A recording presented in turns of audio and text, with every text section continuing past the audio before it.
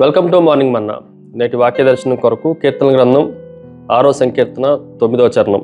యెహోవా నా విన్నపము ఆలకించి ఉన్నాడు, యెహోవా నా ప్రార్థన అంగీకరించును. మరొకసారి దావీదు భక్తి జీవితంలో నుండి ఆయన రాజుగా ఉన్నప్పటికీ దేవుని ఎదుట ఆయన చేసే ప్రార్థన, విజ్ఞాపనలు, ఆరాధన అవన్నీ సర్వమానవ వాళ్ళకి మాదిరికరమైన వాటిగా మనం ఎంచవచ్చు.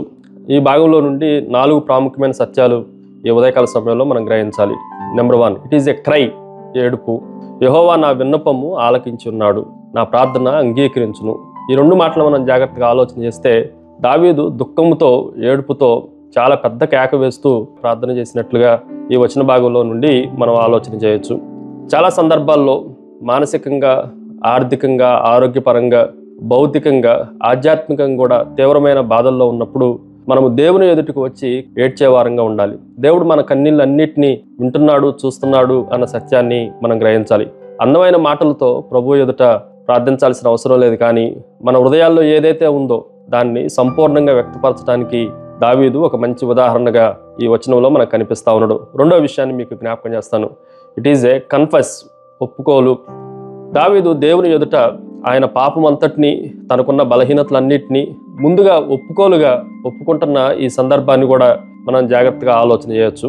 ఈరోజు మనము బలవంతుడుగా, శక్తివంతుడుగా దావీదు యాక్ట్ చేయట్లేదు, అక్కడ ప్రదర్శించట్లేదు. కానీ నేను బలహీనుడినే, అన్ని విషయాల్లో తృణీకరింపబడిన వాడే అని తన బలహీనతలన్నిటినీ ప్రభు ఎదుట ఒప్పుకుంటున్నట్లుగా మనం కూడా మన బలహీనతలను, మన భయాలను, మనకున్న ప్రతిదాన్ని దేవుని ఎదుట ఒప్పుకోవటానికి దేవుడు అవకాశాన్ని ఇస్తున్నాడు అన్న సత్యాన్ని కూడా మనం గ్రహించాలి.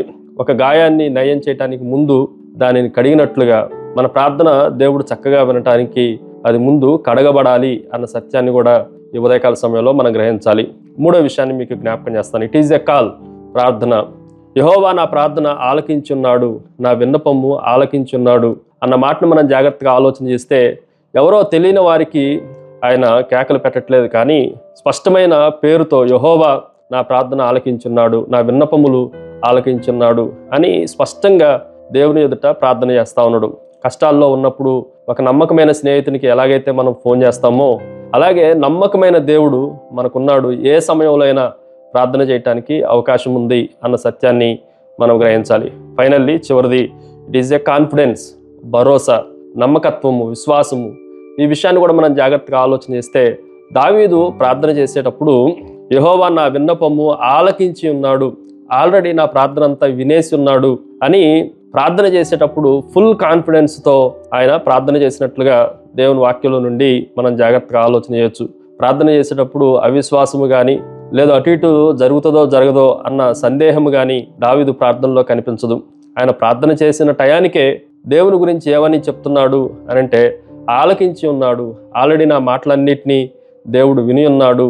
ఈ కాన్ఫిడెన్స్ మనకు ఉండాలి. మనం విత్తనము నాటినప్పుడు అది ఖచ్చితంగా మొక్క వస్తుంది, చెట్టు అవుతుంది అని ఎంత కాన్ఫిడెంట్గా ఉంటామో మనం ప్రార్థన చేసినప్పుడు కూడా మన ప్రార్థన దేవుడు ఆలకిస్తాడు అన్న భరోసాని మనం కలిగి ఉండాలి. ప్రార్థన సకలాశీర్వాదములకు కారణభూతులకు తండ్రి, మరొకసారి నీ నామాన్ని గణపరుస్తున్నాం. మా ప్రార్థనలన్నింటినీ ఆలకించేవాడు అని, మా విజ్ఞాపనలన్నిటికీ సమాధానాన్ని అనుగ్రహించేవాడు అని, మాకున్న బాధల్లో, ఇరుకుల్లో, ఇబ్బందుల్లో, శ్రమల్లో, కష్టాల్లో మా బాధలన్నింటినీ నీ ఎదుట పెట్టుకున్న ప్రతి సందర్భంలో వాటిని విని ఆలకించి సమాధానం అనుగ్రహించే గొప్ప దేవుడు అని మిమ్మల్ని స్తుతిస్తూ ఆరాధిస్తూ యేసు నామమున అడిగి వేడుకొంచున్నాం తండ్రి.